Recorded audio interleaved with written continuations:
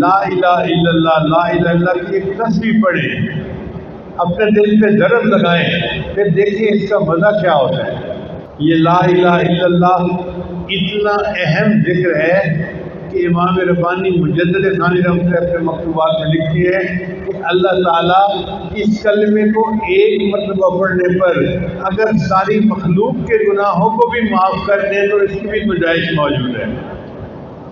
ایک دفعہ کلمہ پڑھنے پر اللہ ساری مخلوق کے گناہوں کو معاف کر دے تو اس کی بھی گنجائش موجود ہے۔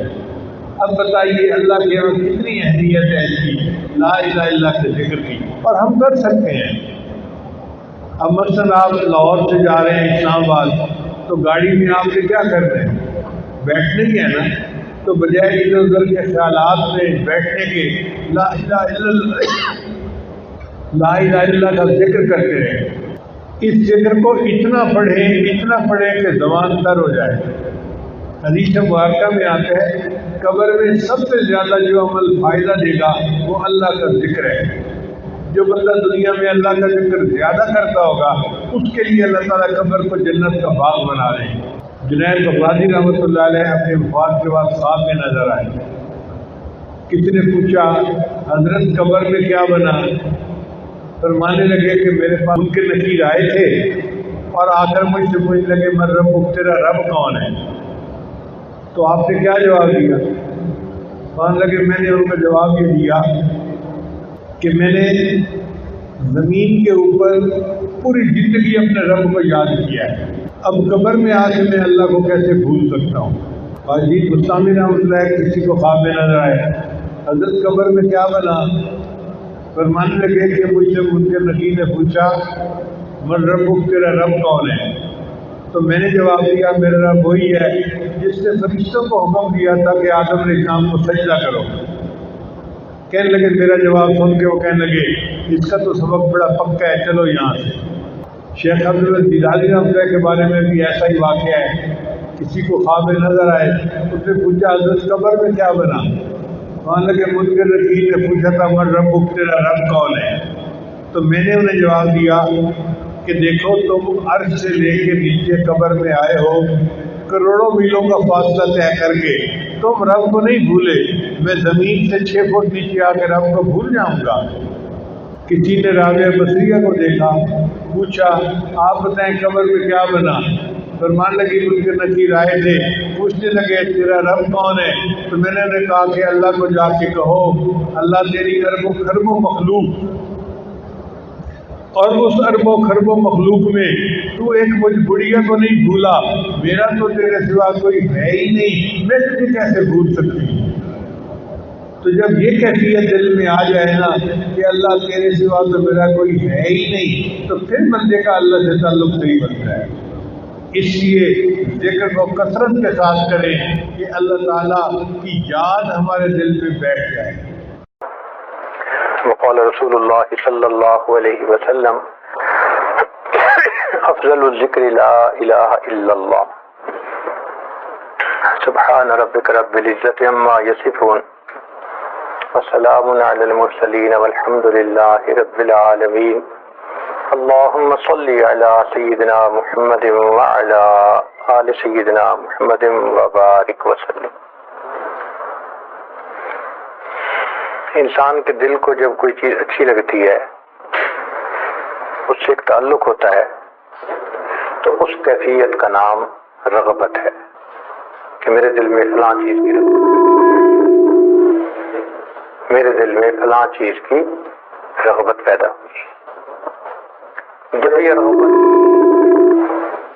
جب یہ رغبت اور مضبوط ہوتی ہے تو پھر اس کیفیت کو طلب کہتے ہیں کہ میرے دل میں فلاں چیز کی طلب پیدا ہوئی۔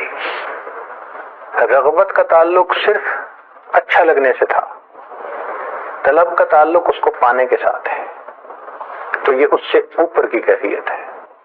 اور طلب اگر بڑھ جائے تو پھر ایک اور کیفیت بنتی ہے جس کو محبت کہتے ہیں۔ طلب پانے کو دل چاہتا ہے، محبت میں اس کے بغیر گزارا نہیں ہوتا، اس میں چین نہیں آتا، اس کیفیت کو محبت کہتے ہیں۔ تو یہ تین کیفیتیں ہیں، رغبت، طلب اور محبت۔ پھر ایک کیفیت محبت سے بھی اوپر کی ہے، اس کو محبت کی معراج کہتے ہیں۔ ایک دفعہ شاجز نے نوجوانوں سے پوچھا، بتاؤ محبت کی معراج کیا ہے؟ کسی نے کہا محبوب کی خاطر جان لٹا دینا، مال لٹا دینا، پہاڑ سے چھلانگ لگا دینا، سب نے نوجوانوں والی باتیں کی۔ پھر وہ کہنے لگے جی آپ بتا دیں۔ تو پھر شاجز نے ان سے کہا کہ دیکھو محبت کی معراج یہ ہے کہ محبت دل میں کسی کی اتنی بڑھے اتنی بڑھے اتنی بڑھے کہ محب مجبور ہو کر اپنا سر اپنے محبوب کے قدموں پر رکھ دے، یعنی اپنے محبوب کو اپنا معبود بنا لے۔ یہ محبت کی معراج ہے۔ اب ذرا غور کیجئے کہ ہم جب پڑھتے ہیں لا الہ الا اللہ تو ہم اللہ تعالیٰ سے ایک عہد کر رہے ہوتے ہیں کہ اے اللہ، جو محبتوں کی اعلیٰ ترین کیفیت ہے نا ہمارے دل میں، وہ فقط آپ کی ذات کے لیے۔ یہ کوئی چھوٹی سی بات نہیں ہے۔ لا الہ الا اللہ کہنا، اس کی اہمیت دیکھیے۔ ایک بہت بڑا عہد کر رہے ہوتے ہیں ہم اللہ تعالیٰ سے، ایک وعدہ کر رہے ہوتے ہیں اللہ تعالیٰ سے کہ اللہ میرے دل میں محبتوں کی جو انتہا ہوگی وہ فقط آپ کے لیے ہوگی۔ قرآن مجید میں اللہ تعالیٰ نے اس چیز کو پسند کیا کہ تمہارے دل میں رغبت ہو تو بھی اللہ کی، طلب ہو تو بھی اللہ کی، محبت ہو تو بھی اللہ کی، اور عبادت ہو تو بھی اللہ کی۔ چنانچہ ایمان والوں کا تذکرہ کیا کہ وہ کہتے ہیں انا الی اللہ راغبون۔ تو معلوم ہوا نا کہ رغبت ہو تو کس کی ہو؟ اللہ کی۔ پھر طلب آئی۔ قرآن مجید میں اللہ تعالیٰ فرماتے ہیں کہ جو اللہ کے سوا کسی اور کو مطلوب بناتے ہیں، ضعف الطالب والمطلوب، یہ طلب کرنے والا اور جس کو طلب کیا جا رہا ہے یہ دونوں بہت ضعیف ہیں۔ اس کا مطلب ہے طلب ہو تو کس کی ہو؟ اللہ کی۔ پھر محبت کی بات آئی تو فرمایا والذین آمنوا اشد حبا للہ، ایمان والوں کی پہچان ان کو اللہ سے شدید محبت ہوتی ہے، یعنی محبت ہو تو کس کی؟ اللہ کی۔ اور جب عبادت کی بات آئی تو فرمایا فَاعْلَمْ أَنَّهُ لَا إِلَٰهَ إِلَّا اللَّهُ، اے محبوب جان لیجئے اللہ کے سوا کوئی معبود نہیں۔ سوچنے کی بات ہے کہ جو پروردگار تعلق کی ابتدائی کیفیت رغبت کو غیر کے لیے پسند نہیں کرتا، وہ اس کی انتہا عبادت کو غیر کے لیے کیسے پسند کر سکتا ہے؟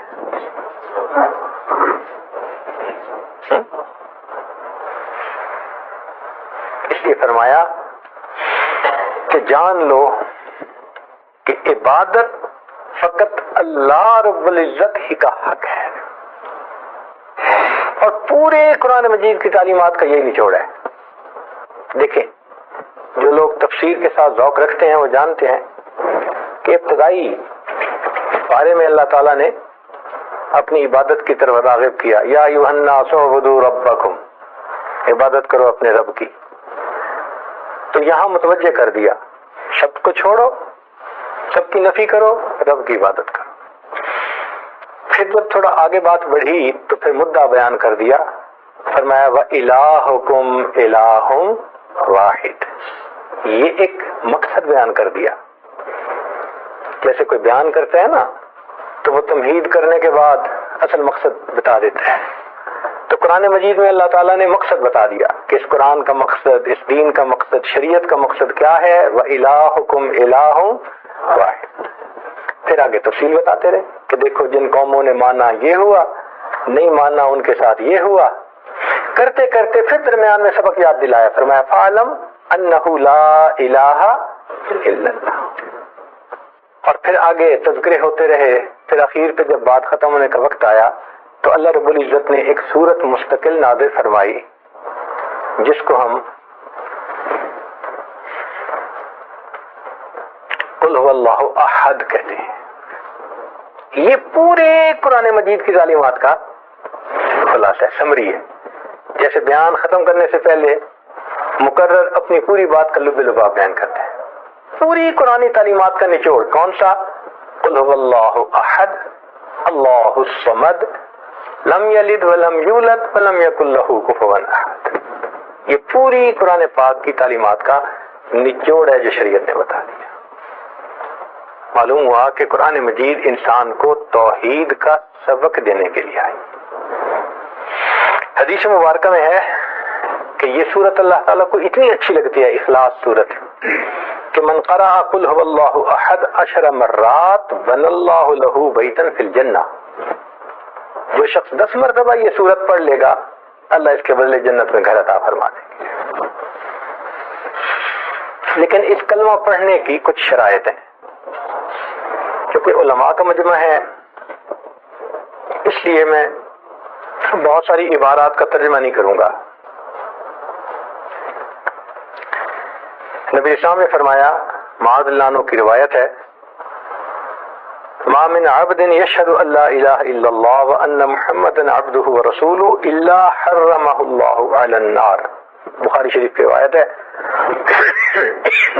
کہ جو بندہ اخلاص کے ساتھ یہ کلمہ پڑھتا ہے جہنم کی آگ اللہ اس پر حرام فرما دیتے. عتبان بن مالک اللہ عنہ کی روایت ہے، ان اللہ حرم علی النار من قال لا الہ الا اللہ یبتغی بہا وجہ اللہ. اب ان احادیث میں کلمہ پڑھنے کا تذکرہ تو ہے، مگر ایک شرط بھی ہے ساتھ کہ مقصود اللہ کی رضا ہو. مقصود اللہ کی رضا ہو. چنانچہ ایک حدیث میں فرمایا، من قال لا الہ الا اللہ مخلصا دخل الجنہ. ایک صحابی نے پوچھا کہ علم ما اخلاص ہوا، اللہ کے حبیب اخلاص کیا ہے؟ فرمایا کہ یہ کلمہ تجھے گناہوں سے روک دے. یہ اخلاص ہے کلمے کا. ایک حدیث پاک میں آیا مستیقناً، یقین کے ساتھ کلمہ پڑھے. ایک میں بصدق لسان ہی کا لفظ بھی ہے. ایک حدیث پاک میں ہے یقولها حقا من قلبہ، کہ دل کی سچائی کے ساتھ پڑھے. ایک حدیث پاک میں فرمایا قد ظل بها لسانہ واطمأن بها قلبہ. تو شرط لگائی. چنانچہ علماء نے لکھا ہے کہ کلمہ پڑھنے کی چند شرائط ہیں جو قبولیت ہوتی ہے. پہلی یقین کے ساتھ پڑھنا، فَاعْلَمْ أَنَّهُ لَا إِلَٰهَ إِلَّا اللَّهُ. دوسرا ہے علم ہو کہ میں پڑھ کیا رہا ہوں. یہ بھی نہیں کہ پتہ ہی نہیں میں عبارت کیا پڑھ رہا ہوں اور لغت غریب سمجھ کے عبارت کوئی پڑھ لے، وہ نہیں کلمہ قبول ہوتا. اس کو پتہ ہونا چاہیے کہ میں کیا کہہ رہا ہوں. اس لیے فرمایا فَاعْلَمْ أَنَّهُ لَا إِلَٰهَ إِلَّا اللَّهُ. علم ہونا ضروری. پھر یقین کے ساتھ پڑھے إِنَّمَا الْمُؤْمِنُونَ الَّذِينَ آمَنُوا بِاللَّهِ وَرَسُولِهِ ثُمَّ لَمْ يَرْتَابُوا. شک نہ ہونا، یقین کے ساتھ پڑھنا. پھر قبول اجعل الآلہۃ الہا واحدہ ان ھذا لشیء عجاب. پھر انقیاد و استسلام ضروری، وانیبوا الی ربکم واسلموا لہ. پھر صدق ضروری، سچائی دل کی، والذی جاء بالصدق وصدق بہ. اخلاص ضروری، مخلصین لہ الدین. اور پھر یہ کہ محبت ضروری، کہ ایسا کلمہ پڑھے کہ اللہ کی محبت سب محبتوں کے اوپر غالب آ جائے. تو میں قل ان کان آباؤکم وابناؤکم واخوانکم وازواجکم وعشیرتکم واموال اقترفتموها وتجارۃ تخشون کسادها ومساکن ترضونها. سبحان اللہ، ساری چیزوں کا نام لے کر کہا. اگر یہ ساری چیزوں کی محبت احب الیکم من اللہ ورسولہ وجہاد فی سبیلہ فتربصوا حتی یأتی اللہ بامرہ.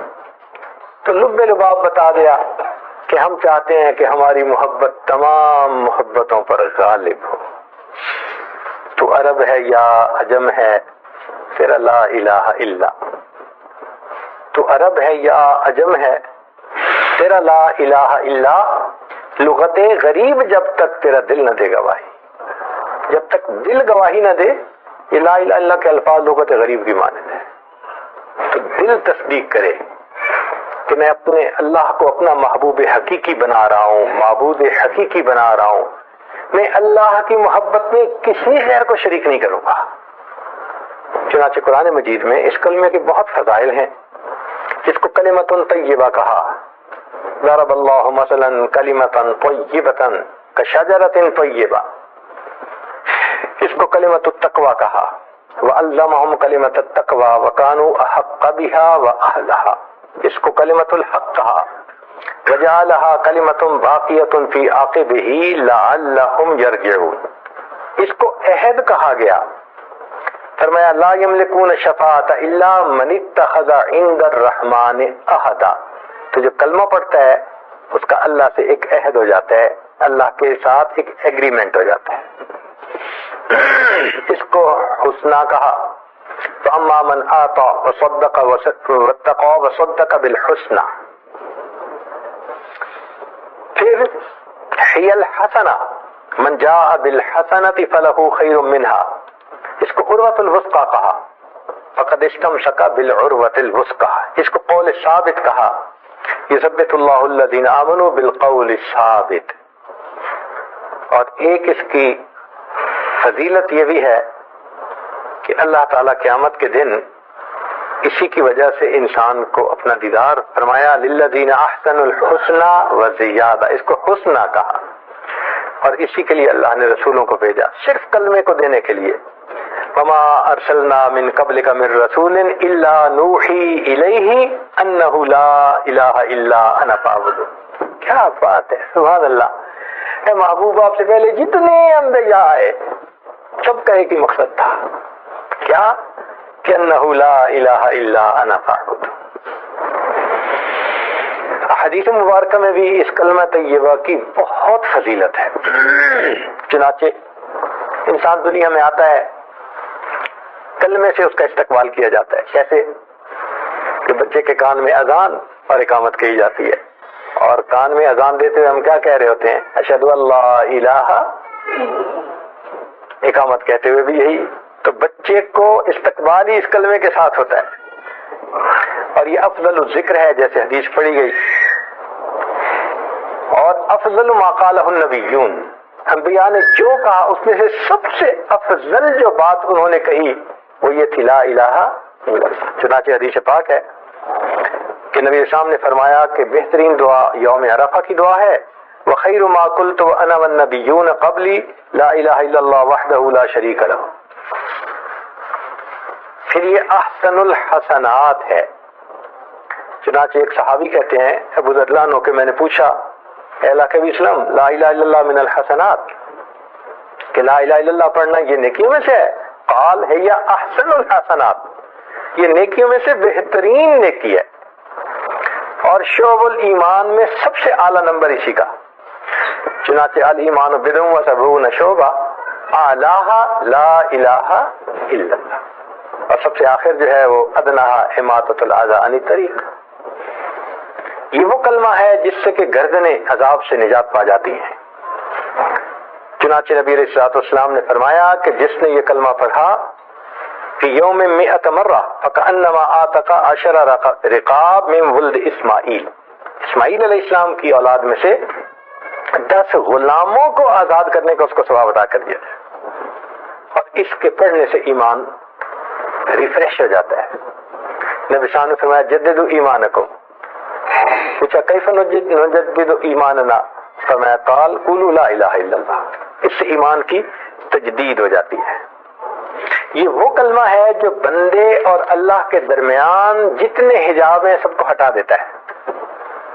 चुनाचे हदीस पाक है, तिरमिज़ी शरीफ की रिवायत है कि नबी साहब ने फरमाया ला इलाहा इल्लल्लाह लैसा लहा दून अल्लाह हिजाबुन हत्ता तसिलु इलैहि। जो पढ़ता है सब हिजाब हटते हैं, ये कलमा अल्लाह रब्बुल इज्जत तक पहुंच जाता है। फिर उसके बाद जब इंसान इस कलमे को पढ़ता है तो अल्लाह उस पढ़ने वाले की तस्दीक करते हैं। ये अजीब चीज है कि हम कोई कलाम अपनी जुबान से निकालें और अल्लाह की तरफ से मैसेज आए, उसका जवाब आए। सोचे ना जरा, किसी बात पर महबूब की तरफ से अगर कोई पैगाम आ जाए तो क्या मजा है मुहब्ब के लिए। हदीस पाक अभी रवायत करते हैं कि नबी साहब ने फरमाया इज़ा क़ाल अल अब्दु ला इलाहा इल्लल्लाह वल्लाहु अकबर सद्दक़हु रब्बहु व क़ाल ला इलाहा इल्ला अना व अना अकबर।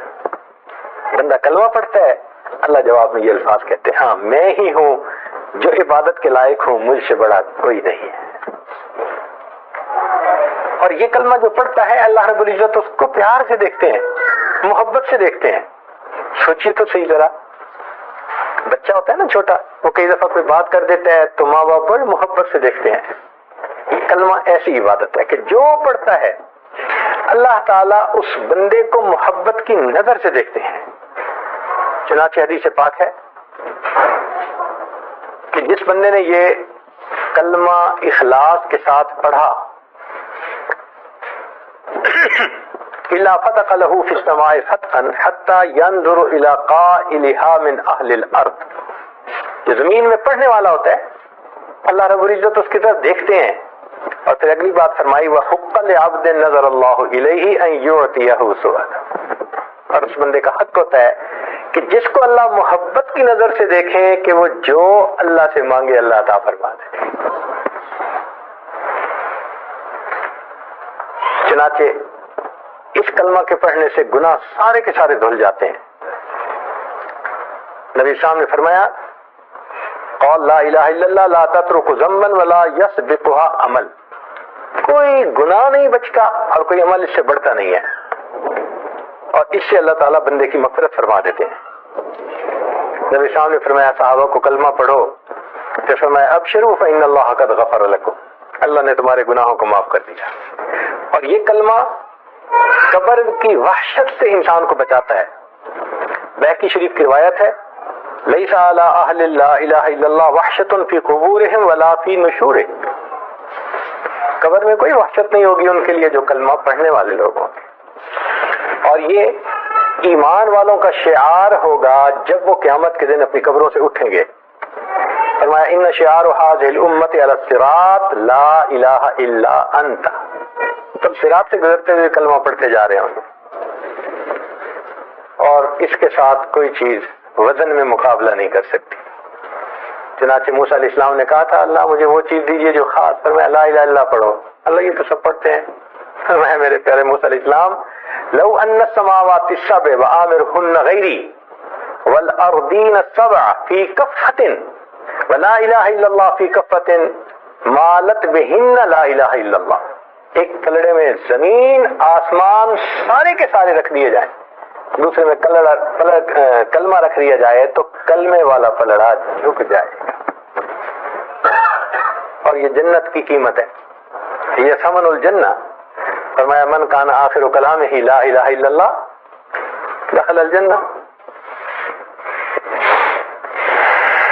حدیث پاک میں ہے نبی صاحب نے فرمایا من قال اشہد ان لا الہ الا اللہ وحدہ لا شریک لہ وان محمدا عبدہ ورسولہ وان عیسیٰ عبد اللہ وابن امتہ وکلمتہ القاها الى مریم وروح منہ وان الجنۃ حق وان النار حق ادخلہ اللہ الجنۃ من ای ابواب الجنۃ الثمانیۃ شاء.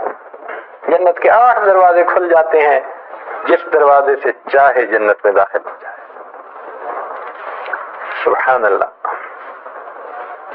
اور ایک حدیث پاک میں ہے کہ کچھ لوگ ہوں گے جو صرف کلمہ پڑھ لیں گے, عمل اتنے اچھے نہیں ہوں گے, غفلت کی زندگی گزاریں گے, چنانچہ ان کو جہنم میں ڈالا جائے گا. اور وہ جہنم میں ہزاروں سال جلیں گے حتیٰ کہ جل جل کے کالے ہو جائیں گے. جب اللہ تعالیٰ چاہیں گے تو اللہ تعالیٰ ان کلمہ پڑھنے والوں کے اور جو مشرکین ہوں گے ان کے درمیان کی آگ کو اس وقت ٹرانسپیرنٹ کر دیں گے قدرت سے.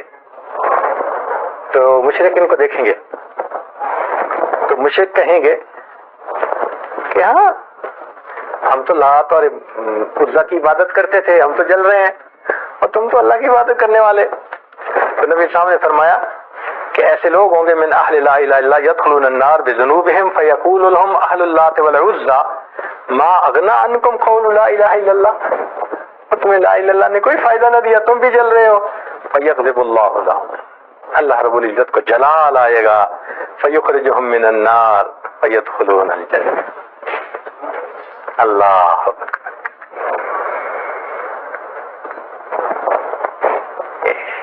اب یہ فضائل آپ نے وہ سنے جو علماء کی کتابوں میں ہیں, اب ذرا وہ بھی سن لیجیے جو ہمارے مشائخ کی کتابوں میں, شاید وہ آپ کے لیے کچھ نئی بات ہوگی.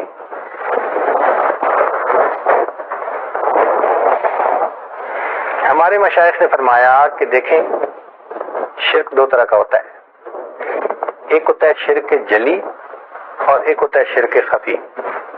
شرک جلی تو یہ ہے بت کی پوجا کرنا،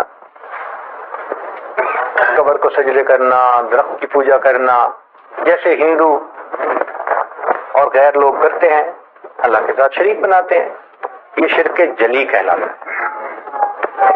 یہ بھی حرام ہے۔ اور ایک ہے شرک خفی،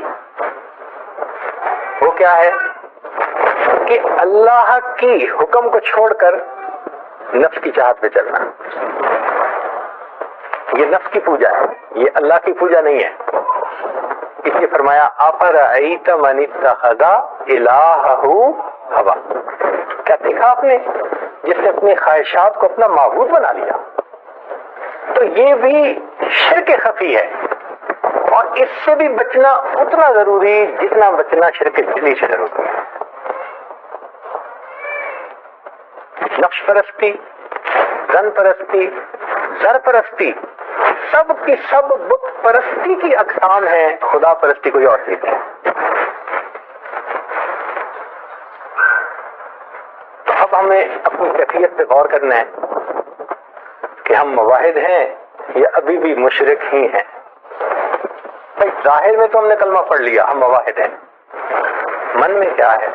پوجا کس کی کرتے ہیں؟ مانتے کس کی ہیں؟ رب نے کہا آنکھ جھکاؤ، ہم غیر محرم کو دیکھتے ہیں۔ رب نے کہا جھوٹ مت بولو، ہم جھوٹ بولتے ہیں۔ اگر ہم خلاف شریعت کام کر کے اپنے نفس کو خواہش کو پورا کر رہے ہیں، اس کا مطلب یہ کہ ہماری توحید جو ہے وہ ادھوری ہے، پوری توحید نہیں ہے۔ کامل تب ہوگی جب شرک کے جلی سے بھی بچیں گے، شرک خفی سے بھی بچیں گے، اور مصیبت شرک خفی کی ہے۔ نبی صاحب نے فرمایا جس طرح چیونٹی چلتی ہے اندھیرے میں اور ڈھونڈنا مشکل ہوتا ہے، شرک اس طرح دلوں کے اندر بہت ڈھونڈنا مشکل ہے۔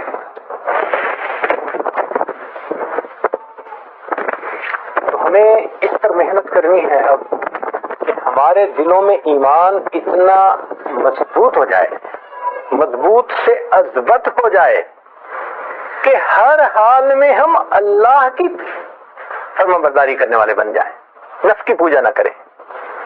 اس پر محنت ہمارے مشائخ کرواتے ہیں، نفس کا مجاہدہ کرواتے ہیں، ذکر کرواتے ہیں، لا الہ الا اللہ پڑھنا سکھاتے ہیں، 12 تسبیح پڑھو بھائی، یہ کرو۔ وہ سارا مقصود کیا ہوتا ہے کہ نفس کا زور ٹوٹے اور انسان نفس کی پوجا کی بجائے اللہ کا پجاری بن جائے۔ اس کا مطلب یہ ہوا کہ ہمارے مشائخ کی کل محنت انسان کو سچا موحد بنانے کی محنت ہے، اس کے اندر اخلاص پیدا کرنے کی محنت ہے۔ اب یہ جو ہے نا لا الہ الا اللہ، اس کے اندر معارف سن لیجئے۔ کہنا تو آسان ہے لا الہ الا اللہ، نہیں کوئی معبود سوائے اللہ کے، مگر اس مقام میں جو کمال ملا وہ حضرت ابراہیم علیہ السلام کو ملا۔ لا الہ الا اللہ کو نفی کہتے ہیں، مقام نفی کہتے ہیں کہ غیر کی نفی کر دینا، نہیں کوئی معبود، لا الہ الا اللہ، یہ اس بات ہے کہ اللہ کے سوا کوئی معبود نہیں۔ تو یہ 4 لفظ ہیں، مگر ان میں پہلے 2 الفاظ جو ہے نا کہ اللہ کسی کو رب نہ ماننا، کسی کو معبود نہ ماننا، یہ بہت مشکل کام، بہت مشکل کام ہے۔ ہر چیز کی نفی کرنا، اس میں نفس بھی شامل ہے، اس کی بھی نفی کریں۔ اس میں اگر کمال حاصل ہوا تو کس کو ہوا؟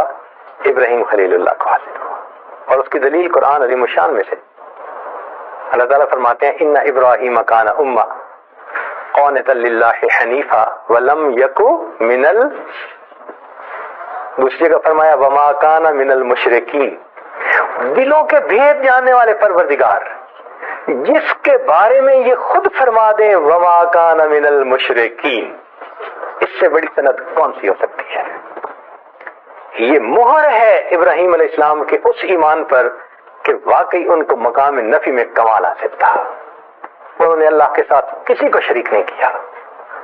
تو مقام نفی میں کمال اس دنیا میں کس کو حاصل ہوا؟ ابراہیم علیہ السلام۔ اس لیے اللہ نے پھر ان کو اپنا خلیل بنایا۔ خلیل کہتے ہیں دوست کو. قرآن مجید میں اور احادیث میں یہ لفظ استعمال ہوا ہے. چنانچہ جو لوگ دنیا میں بروں کو دوست بنا لیتے ہیں قیامت کے دن پچھتائیں گے, یا لیتنی اتخذت مع الرسول سبیلا یا ویلتا لیتنی لم اتخذ فلانا.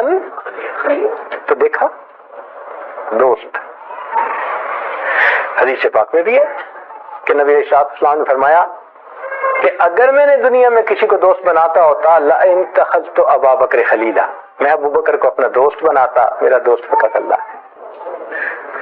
اور ایک حدیث پاک میں ہے کہ نبی صاحب نے فرمایا المرء علی دین خلیلہ فلینظر احدکم من یخالل.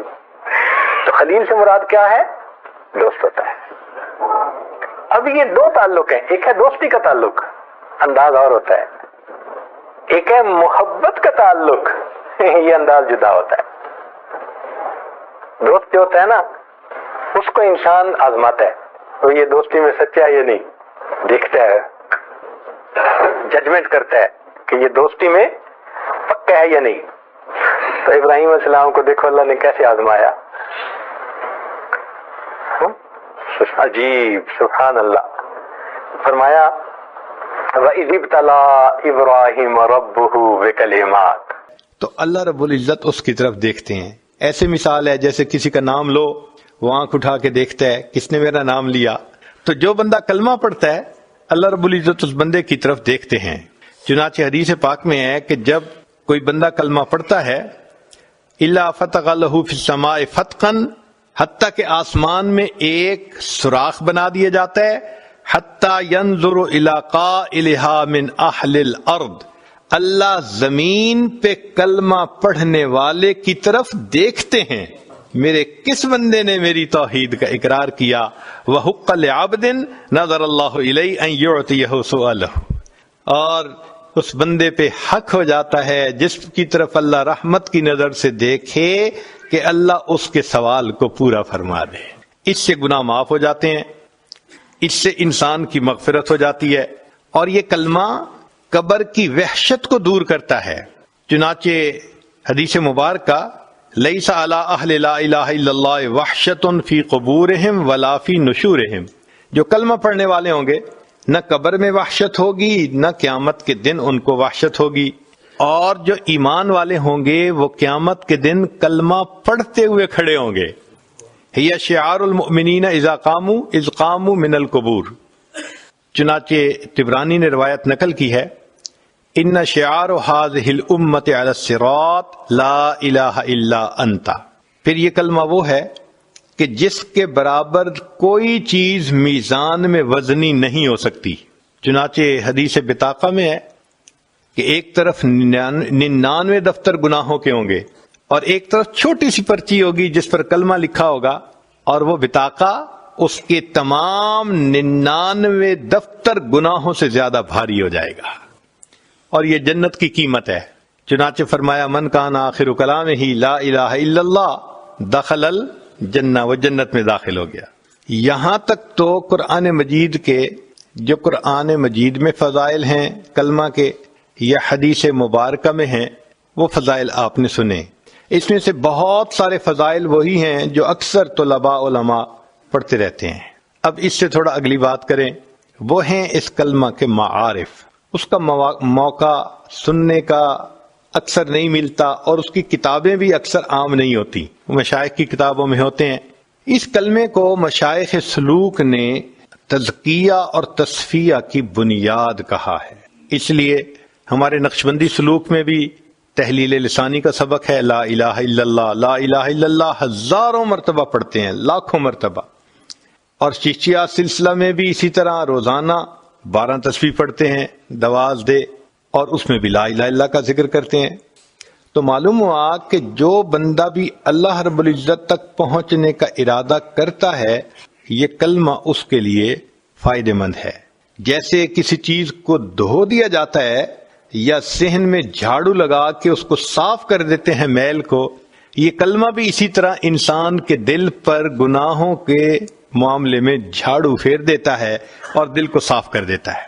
ہر سالک کو چاہیے کہ وہ 2 طرح کے شرک سے بچے. ایک کو شرک جلی کہتے ہیں کہ جو کھلا اور واضح شرک ہے. بعض لوگ درختوں کو پوجا کرتے ہیں، بعض لوگ پتھروں کی پوجا کرتے ہیں. اس قسم کا جو شرک ہے اس کو شرک جلی کہتے ہیں. تو ایک تو ہے اس سے 100% بچنا، اور ایک شرک اور بھی ہے جس سے نہیں بچ پاتے، وہ شرک خفی کہلاتا ہے. شرک خفی کا کیا معنی؟ کہ من میں صرف اللہ کی محبت ہو، غیر کی طرف میلان نہ ہو. اب اگر آپ دیکھیں تو انسان اپنے نفس کی خواہش کو پورا کرتا ہے، اللہ کے حکم کو ایک طرف رکھ دیتا ہے. یہ حقیقت میں شرک خفی کہلاتا ہے. وہ زبان سے یہ توحید کا اقرار کرتا ہے مگر مانتا تو رب کی نہیں ہے نا، مانتا تو اپنے نفس کی ہے، اور یہ نفس بھی انسان کا معبود بن جاتا ہے. چنانچہ قرآن مجید میں اللہ تعالیٰ فرماتے ہیں أَفَرَأَيْتَ مَنِ اتَّخَذَ إِلَٰهَهُ هَوَىٰ، کیا دیکھا آپ نے اس کو جس نے اپنی خواہشات کو اپنا معبود بنا لیا.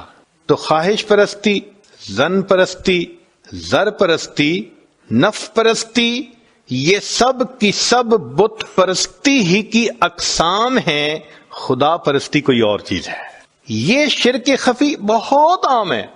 اس سے بچنا یہ ایمان کامل کے لیے لازم ہے، اور یہی ہماری محنت کا میدان ہے کہ ہم اتنی محنت کریں کہ ہم اپنے نفس کو پامال کریں، اس کو توڑیں، اور اس کی انانیت ختم ہو جائے، حتیٰ کہ ہم اللہ رب العزت کی ہر حال میں عبادت کرنے والے بن جائیں. تو چنانچہ تصوف و سلوک کا بنیادی مقصد شرک خفی سے بچنا ہے کہ انسان کے من میں اللہ بس جائے، انسان کے دل میں اللہ آ جائے، انسان کے دل میں اللہ سما جائے، بلکہ سچ کہوں انسان کے دل میں اللہ چھا جائے، ایسی دل کی کیفیت ہو جائے. اور یہ ذکر و اذکار سے یہ کیفیت آسانی سے حاصل ہو سکتی ہے. بتوں کو توڑ تخیل کے ہوں یا پتھر کے، ان نفسانی شیطانی بتوں کو تو توڑنا پڑتا ہے. کہنا پڑتا ہے ایک مقام پہ آ کے پروردگار عالم ترکت اللات والعزی جمیعا، میں نے سب لات اور منات کو چھوڑ دیا آپ کی خاطر، بس آپ ہی ہیں جو میرے معبود ہیں، آپ کے سوا کوئی معبود نہیں. ایک بات ذرا سمجھ لیجئے، اس کائنات میں اللہ رب العزت کے بعد جتنی نفس کی پوجا کی گئی ہے کسی دوسرے بت کی اتنی پوجا نہیں کی گئی. سب سے زیادہ انسانوں نے اپنے نفس کو پوجا ہے. نفس کے پجاری جی کرنا تو وہ ہے جو مرضی آئے گی، یہ نفس کی پوجا ہی ہے نا. اس شرک خفی سے نجات پانا یہ بگ چیلنج ہے، یہ آسان نہیں ہے، اس کے لیے محنت کرنی پڑتی ہے. اور یہ بھی آپ نہیں کہہ سکتے کہ جی آج بات سمجھ آ گئی بس میں نفس کی نہیں مانوں گا. ایسے نہیں کام چلتا. یہ نفس بہت ضدی ہے، یہ اللہ کی نافرمانی پہ تلا رہتا ہے، اپنی منوانا چاہتا ہے. اس کے زور کو توڑنے کے لیے پھر مجاہدے کرنے پڑتے ہیں، چاہے وہ کھانے پینے کے مجاہدے ہوں، چاہے اللہ والوں کی صحبت میں رہنے کا مجاہدہ ہو، اور چاہے ہر حال میں سنت کی اتباع کا مجاہدہ ہو. چونکہ باجیر بسطامی رحمۃ اللہ فرماتے تھے میں نے 20 سال تک مجاہدے کیے مگر ہر حال میں نبی علیہ السلام کی سنت پر عمل کرنے سے بڑا مجاہدہ میں نے دنیا میں کوئی نہیں دیکھا. تو مشائخ یہ مجاہدہ کرواتے ہیں، اور پھر انسان کامل انسان بنتا ہے، پھر اس کے اندر سے ماں سوا کی محبت نکل جاتی ہے، اور ایک اللہ رب العزت کی محبت اس کے دل میں آتی ہے. اسی لیے کہنے والے نے کہا عشق کی آتش کا جب شعلہ اٹھا ماں سوا معشوق سب کچھ جل گیا. عشق کی آتش کا جب شعلہ اٹھا ماں سوا معشوق سب کچھ جل گیا. تیغ لا سے یعنی لا کی تلوار سے، تیغ لا سے قتل غیر حق ہوا، دیکھیے پھر بعد اس کے کیا بچا، پھر بچا اللہ باقی سب فنا، مرحبا اے عشق تجھ کو مرحبا. یہ اللہ کی محبت ہوتی ہے، اللہ کا عشق ہوتا ہے جو ماں سوا سے انسان کو یکسو کر دیتا ہے. شاد باد اے عشق خوش سودائے ماں، اے دوائے جملہ علت ہائے ماں، اے دوائے نخوت و ناموس ماں، اے کہ افلاطون و جالی نوس ماں. یہ اللہ کا عشق، یہ افلاطون اور جعلی نوس ہوتا ہے، انسان کی من کی بیماریوں کو مٹا کے رکھ دیتا ہے۔ تو اللہ کی محبت پیدا کرنے کے لیے ہمارے مشائخ نے کہا کہ سالک کو 2 کام کرنے پڑتے ہیں، ذکر کی کثرت کرے، سنت کی اتباع کرے۔ سنت کی اتباع سے نفس کے اوپر مجاہدہ آئے گا اور وہ کمزور ہوگا، اور کثرت ذکر کے اللہ کی محبت آئے گی اور انسان کے لیے عبادت میں لگنا آسان ہو جائے گا۔ سبحان اللہ، یہ کتنی صاف بات ہے جو سمجھ میں آنے والی ہے۔ اب یہاں تک کہ جو معارف تھے یہ بھی سمجھ میں آنے والے تھے، اس سے تھوڑا اگلی بات بھی سمجھ لیجئے کہ اللہ رب العزت سے 2 انبیاء کا تعلق بہت خاص، ویسے تو سب کا خاص تھا لیکن خاص میں سے بھی خاص۔ ایک کو اللہ رب العزت نے اپنا خلیل بنایا اور دوسرے کو اللہ رب العزت نے اپنا حبیب بنایا۔ ایک تھے سیدنا ابراہیم علیہ السلام، ان کو خلت ملی، اور ایک تھے سیدنا رسول اللہ صلی اللہ علیہ وسلم، ان کو محبوبیت ملی۔ یہ 2 خصوصی مقام ہیں رب کریم کی طرف سے۔ خلیل کہتے ہیں دوست کو، یہ لفظ قرآن مجید میں بھی استعمال ہوا، اس لیے جو لوگ برے دوست بناتے ہیں قیامت کے دن جب ان پر حقیقت کھلے گی کہیں گے یا لیتنی لم اتخذ فلانا خلیلا، اے کاش میں نے فلاں کو دوست نہ بنایا ہوتا۔ اور یہ خلیل کا لفظ احادیث میں بھی یعنی استعمال ہوا۔ نبی اسلام نے فرمایا لو کنت متخذی خلیلا لاتخذت ابا بکر خلیلا، اگر میں نے دنیا میں کسی کو دوست بنانا ہوتا میں ابو بکر کو دوست بناتا، مگر میرا دوست تو فقط اللہ ہے۔ ایک جگہ پر نبی علیہ السلام نے فرمایا المرء علی دین خلیلہ فلینظر احدکم من یخالل، کہ انسان بندہ اپنے دوست کے دین پر ہوتا ہے۔ تو یہ خلیل کا لفظ قرآن و حدیث کے اندر استعمال ہوا نظر آتا ہے۔ ایک ہے لفظ محبوبیت کا، یہ بھی قرآن مجید میں استعمال ہوا اور حدیث پاک میں استعمال ہوا، جیسے فرمایا کہ قل ان کنتم تحبون اللہ فاتبعونی یحببکم اللہ، اللہ تم سے محبت کریں گے، تم اللہ کے محبوب بن جاؤ گے۔ اور حدیث مبارکہ میں ہے، چنانچہ جب نبی علیہ السلام معراج پر تشریف لے گئے تو رب کریم نے فرمایا یا محمد صلی اللہ علیہ وسلم سل تعطا، مانگیے آپ کو عطا کیا جائے گا۔ نبی علیہ السلام نے فرمایا فقال رب انک اتخذت ابراہیم خلیلا، اے اللہ آپ نے تو ابراہیم علیہ السلام کو اپنا خلیل بنا لیا ہے۔ فقال، اللہ رب العزت نے جواب دیا الم اعطک خیرا منہا، اے میرے محبوب کیا میں نے آپ کو اس سے بہتر رتبہ نہیں عطا کیا؟ اتخذتک حبیبا، تمہیں میں نے اپنا محبوب بنا لیا ہے۔ سبحان اللہ۔ تو نبی علیہ السلام اللہ رب العزت کے محبوب۔ اب ایک مقام خلت ہے، ایک مقام محبوبیت ہے۔ ذرا غور کیجئے گا کہ ان دونوں کی آپس کی تفصیلات بھی معلوم کر لیجئے۔ جو خلیل تھے ان کو اللہ نے انسانوں کا امام بنایا، فرمایا انی جاعلک للناس اماما۔ تو جو خلیل تھے وہ کن کے امام بنے؟ انسانوں کے۔ اور جو حبیب تھے ان کو اللہ نے انبیاء کا امام بنایا۔ سبحان اللہ۔ حتیٰ کہ ابراہیم علیہ السلام نے بھی نبی علیہ السلام کے پیچھے نماز ادا فرمائی۔ پھر دیکھیے کہ خلیل کے بارے میں اللہ تعالی ارشاد فرماتے ہیں وَكَذَلِكَ نُرِي إِبْرَاهِيمَ مَلَكُوتُ السَّمَاوَاتِ وَالْأَرْضِ۔ طلباء نکتہ سمجھیں گے کہ خلیل کو اللہ نے ملکوت السماء والارض دکھانے کی بات کی ہے، زمین و آسمان کے خزانے دکھائے خلیل کو، لیکن جب محبوب کی باری آئی تو زمین و آسمان کے خزانے کیا اوقات رکھتے ہیں؟ فرمایا لقد رآ من آیات ربہ الکبریٰ، میرے محبوب نے تو رب کی نشانیوں کو دیکھا۔ پھر دیکھیے خلیل کا تذکرہ تھا تو ان کو دعا مانگنی پڑی کہ لا تخزنی، اللہ مجھے قیامت کے دن رسوا نہ فرمائیے گا۔ لیکن جب محبوب صلی اللہ علیہ وسلم کا تذکرہ آیا وہاں محبوب صلی اللہ علیہ وسلم کو دعا نہیں کرنی پڑی، نبی علیہ السلام کو اللہ نے خود فرما دیا یوم لا یخزی اللہ النبی والذین آمنوا معہ، اے میرے محبوب صلی اللہ علیہ وسلم آپ کو اور جو آپ کے ساتھ ایمان لائے ہم ان میں سے کسی کو بھی قیامت کے دن رسوا نہیں ہونے دیں گے۔ پھر اللہ رب العزت نے قربانی تو انسان سے لینی ہوتی ہے اس دنیا میں، آیا جو قربانی کے لیے وَلَنَبْلُوَنَّكُمْ، لازماً ہم تمہیں آزمائیں گے، تو انسان کو آزمایا تو جاتا ہے۔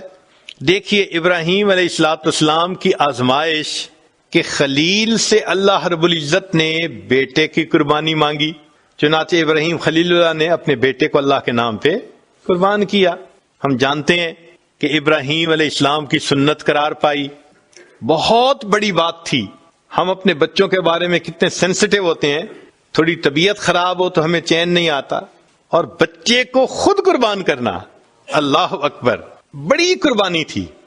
مگر اللہ رب العزت نے اپنے خلیل سے بڑی قربانی مانگی، اور پھر کہا ان ھذا لہو البلاء المبین، یہ بڑی آزمائش تھی، بڑی آزمائش۔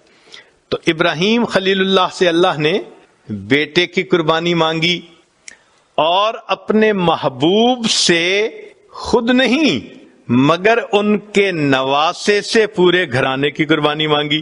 چنانچہ نبی علیہ السلام سیدنا حسین رضی اللہ عنہ کو جب پیار کرتے تھے تو ان کے چہرے پہ بھی بوسہ دیتے تھے، گلے پہ بھی بوسہ دیتے تھے، اور فرماتے تھے کہ یہ بچہ ہوگا جو اللہ کے راستے میں شہید کیا جائے گا۔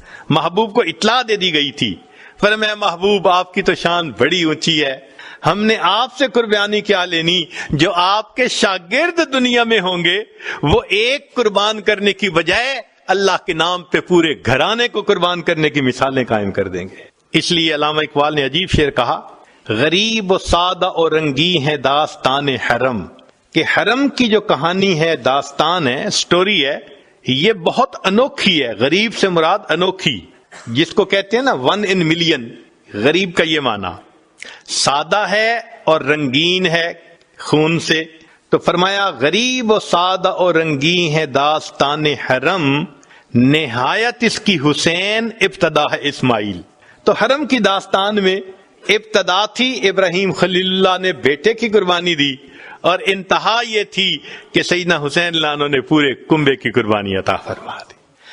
فرق ہوتا ہے خلیل میں اور محبوب میں۔ جو دوست ہوتا ہے نا اس کو انسان زیادہ آزماتا ہے۔ تو آپ بھی ذرا غور کیجئے کہ اللہ رب العزت نے ابراہیم خلیل اللہ کو خوب آزمایا۔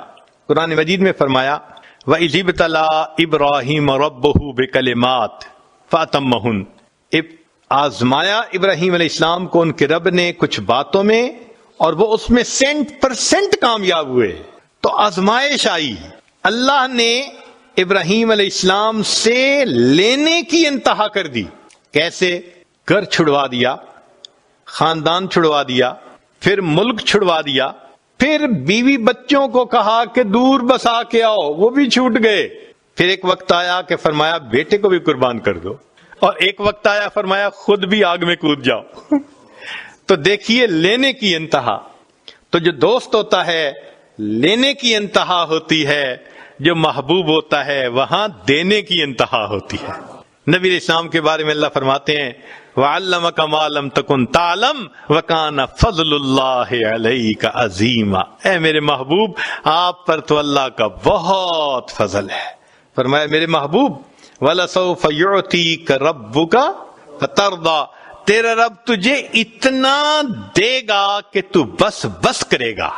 تو خلیل سے لینے کی انتہا اور محبوب صلی اللہ علیہ وسلم کو دینے کی انتہا، یہاں تک بھی بات آسانی سے سمجھ میں آ جاتی ہے۔ اب ذرا اس سے بھی ایک اور گہری بات ہے، طالب علم ہونے کے ناطے آپ کی خدمت میں پیش کرتا ہوں کہ ابراہیم علیہ السلام کو اس دنیا میں مقام نفی میں کمال حاصل ہوا۔ ابراہیم علیہ السلام کو اس دنیا میں مقام نفی میں کمال ہوا، انہوں نے ماں سوا کی نفی کر دی۔ فرمایا ان صلاتی و نسکی و محیای و مماتی للہ رب العالمین، اور پھر فرمایا کہ میرے یہ حکم ہوا وما انا من المشرکین، اور میں مشرکین میں سے نہیں ہوں۔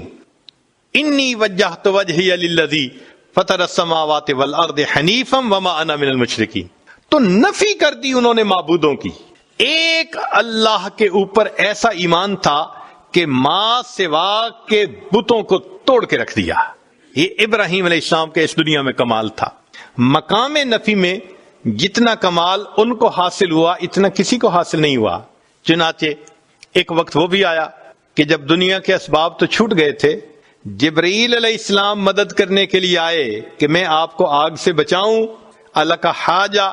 تو ابراہیم علیہ السلام نے فرمایا کیا میرا پروردگار جانتا ہے کہ میں اس حال میں ہوں؟ انہوں نے کہا ہاں اللہ تعالیٰ جانتے ہیں.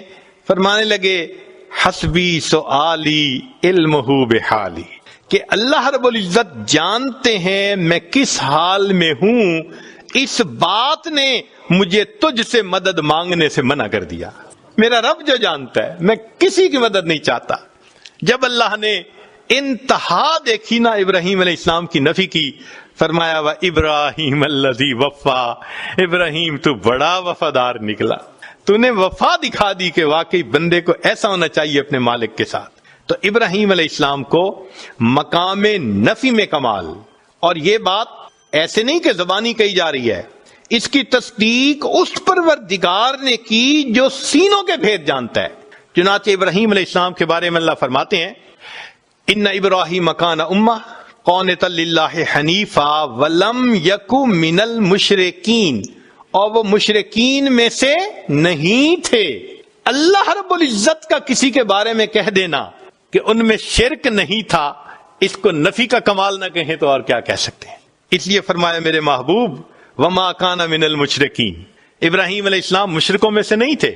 آپ ان کی ملت کی پیروی کیجئے. ثم اوحینا الیک ان اتبع ملت ابراہیم حنیفا وما کان من المشرکین. تو ابراہیم علیہ السلام وہ شخصیت ہیں کہ جن کو بائی نیم اللہ نے کہا کہ وہ مشرک نہیں تھے. یہ مقام نفی میں کمال ہے، اور یہ صرف ابراہیم علیہ السلام کا تذکرہ ہے قرآن پاک میں. تو ابراہیم علیہ السلام جو خلیل تھے ان کو کس میں کمال حاصل ہوا؟ مقام نفی میں، یعنی ماں سوا جو باطل معبود ہیں ان کی انہوں نے کامل نفی کر کے دکھا دی. اور اللہ کے محبوب صلی اللہ علیہ وسلم کا معاملہ وہ کچھ اور ہے. ان کو اللہ نے مقام نفی میں بھی کمال عطا فرمایا اور مقام اس بات میں بھی کمال عطا فرمایا. ذرا غور کیجئے گا، مقام نفی میں بھی کمال عطا فرمایا اور مقام اس بات میں بھی کمال عطا فرمایا. وہ کیسے؟ ہم اور آپ جتنے ہیں نا، ہمارا ایمان بن دیکھے. اب بن دیکھے اور دیکھے میں فرق تو ہوتا ہے نا. یہ تو نہیں نہ ہو سکتا کہ بھئی انسان دیکھ لے اور اس میں اس کو کوئی اضافہ محسوس نہ ہو. خود نبی علیہ السلام نے فرمایا کہ الشاہد یرا ما لا یرا الغائب، کہ غائب جو چیز نہیں دیکھ سکتا وہ دیکھنے والا دیکھ لیا کرتا ہے.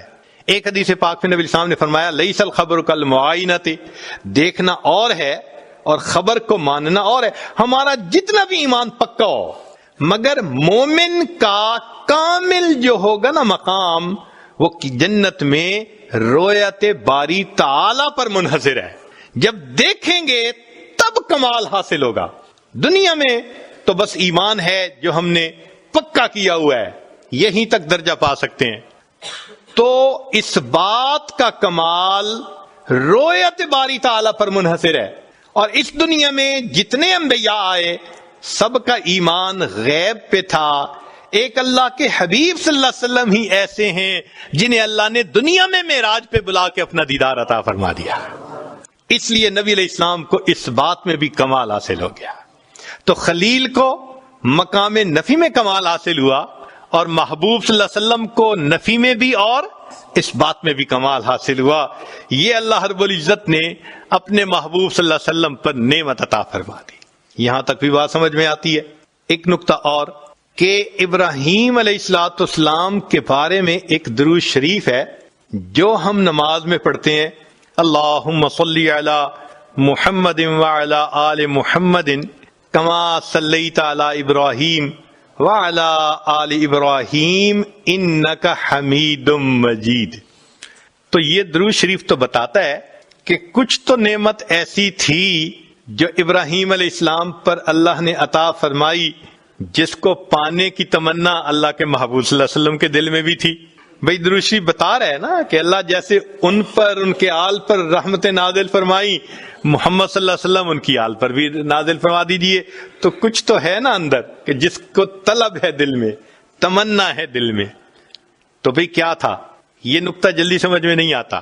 چلیں کچھ سادے لفظوں میں کھولنے کی کوشش کرتے ہیں. اس کو حقیقی طور پہ تو امام ربانی حضرت مجدد الفسانی رحمت اللہ علیہ نے اپنے مکتوبات میں کھولا ہے. دل خوش ہوتا ہے اس کی تفصیلات کو پڑھ کر. تاہم قصہ مختصر یہ ہے کہ محبت دو طرح سے ہوتی ہے. ذرا غور فرمائیے گا.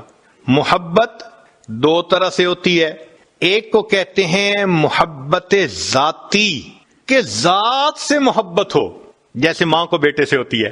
اپنے بیٹے سے ہر ماں کو محبت، معذور ہو، کمزور ہو، شکل رنگ کا جیسا بھی ہو، ماں کو محبت ہے. یہ محبت ذاتی کہلائیں گے. اور ایک محبت صفاتی ہوتی ہے کہ صفات کی وجہ سے محبت کا ہونا. ہمیں بھی کوئی خوبصورت بیبی مل جائے، ہم اس کو پیار کرتے ہیں، محبت کا اظہار کرتے ہیں. کیوں؟ خوبصورت ہوتا ہے. اور جو بچہ لکھا پڑھا صفات والا ہو وہ سب کو اچھا لگتا ہے. تو معلوم ہوا کہ محبت کے دو انداز ہوتے ہیں. ایک انداز کو کیا کہتے ہیں؟ محبت ذاتی. اور دوسرے انداز کو کیا کہتے ہیں؟ محبت صفاتی. یہ دو الگ الگ انداز ہیں. اب ذرا غور کیجئے گا. اللہ رب العزت کو اپنے محبوب صلی اللہ علیہ وسلم سے بھی محبت تھی، مگر وہ محبوبیت ذاتی تھی، ذات سے محبت تھی. اللہ کو اپنے حبیب صلی اللہ علیہ وسلم تھے تو محبت ذاتی تھی نبی علیہ السلام سے. اور ابراہیم علیہ السلام سے بھی محبت تھی، مگر وہ محبت صفاتی تھی. وہ محبت کیا تھی؟ صفاتی تھی. یہاں تک بات سمجھ میں آ گئی کہ نبی علیہ السلام سے بھی محبت تھی، مگر یہ محبت کیا تھی؟ محبوب آپ کو پیدا نہ کرنا ہوتا تو میں کائنات کو بھی پیدا نہ فرماتا. یہ محبت ذاتی تھی. اور ابراہیم علیہ السلام سے بھی محبت تھی، اور وہ محبت تو جو محبت ذاتی تھی اس کو محبوبیت کہا، اور جو محبت صفاتی تھی اس کو خلت کہہ دیا. اب سنیے کہ نبی علیہ الصلوۃ والسلام پھر درود شریف یہ کیوں پڑھا کرتے تھے. وجہ یہ ہے کہ جو ذات سے محبت ہو تو اس بندے کی تمنا یہ ہوتی ہے کہ میرے اندر صفات بھی پوری آ جائیں تاکہ میں کامل ہو جاؤں. تو محبوبیت ذاتی والے کی تمنا ہوتی ہے کہ میرے اندر محبوبیت صفاتی بھی کامل آنی چاہیے تاکہ میں کامل محبوب بن جاؤں. یہ وہ تمنا تھی اللہ کے نبی علیہ الصلوۃ والسلام کے دل میں، جس وجہ سے فرمایا کرتے تھے اللہم صلی علی محمد وعلی آل محمد کما صلیت علی ابراہیم وعلی آل ابراہیم انک حمید مجید. اے اللہ جو محبوبیت صفاتی ان کو عطا فرمائی تھی، اس دنیا میں مجھے بھی اس میں کامل کر دیجئے تاکہ مجھے محبوبیت ذاتی حاصل، میں اس دنیا میں محبوبیت صفاتی بھی حاصل کر کے دنیا سے چلا جاؤں. اب ایک اس سے اگلی بات کہ کلمے کے دو حصے ہیں. لا الہ الا اللہ، اس کو کلمہ کہا. اس کے دو حصے ہیں. پہلا ہے لا الہ، یہ مقام نفی ہے. لا الہ جو دیکھا گیا، سنا گیا، جانا گیا سب اللہ کا غیر ہے، اس کی نفی کرنے کی ضرورت ہے. انسان اللہ کو کبھی بھی اپنے دماغ میں نہیں سمجھ سکتا کہ یہ اللہ ہے.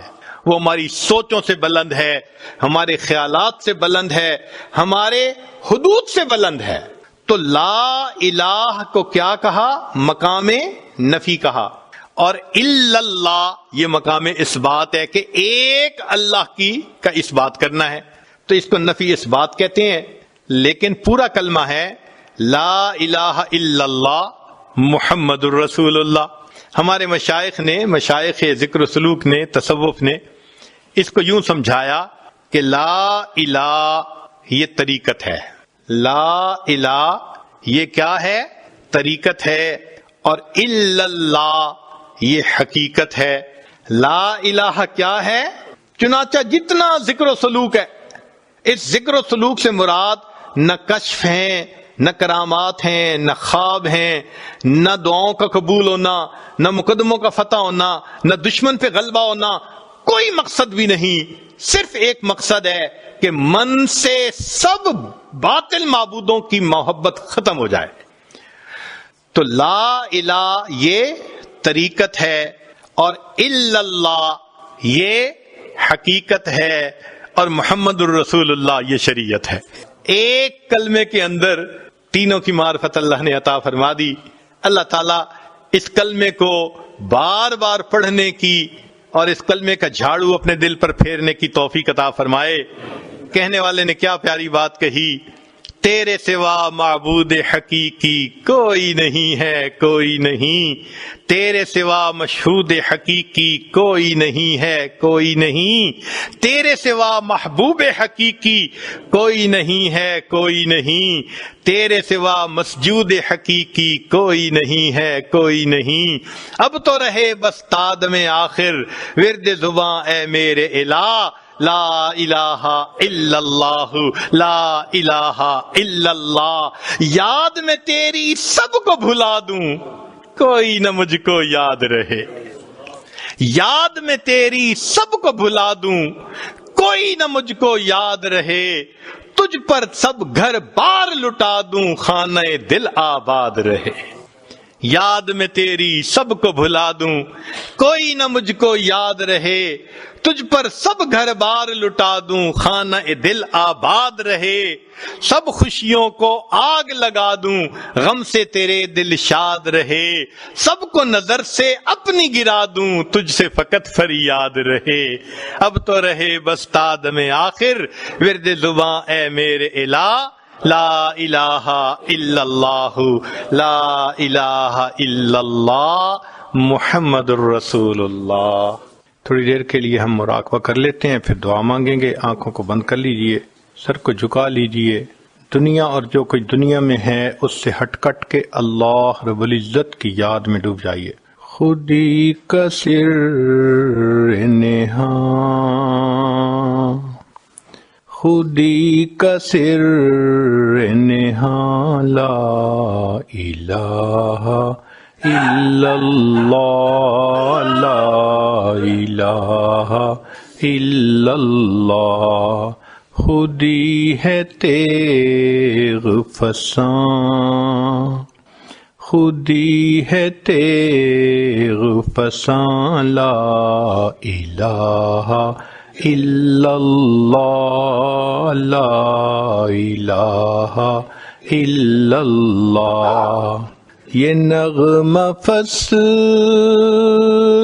گلو لال کا نہیں پابند،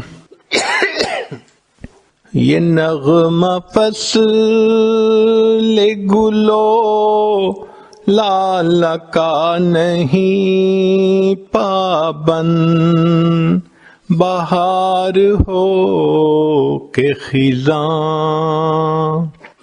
بہار ہو کہ خزاں، لا الہ الا اللہ، لا الہ الا اللہ۔ یہ مال و دولت دنیا، یہ رشتہ او پیون، یہ مال و دولت دنیا، یہ رشتہ او پیون، فریب سود و زیاں، فریب سود و زیاں، لا الہ الا اللہ، لا الہ الا اللہ۔ خرد بنی ہے زمان و مکان کی زناری، خرد بنی ہے زمان و مکان کی زناری، نہ ہے زمان نہ مکان، نہ ہے زمان نہ مکان، لا الہ الا اللہ لا الہ الا اللہ. اگرچہ بت ہیں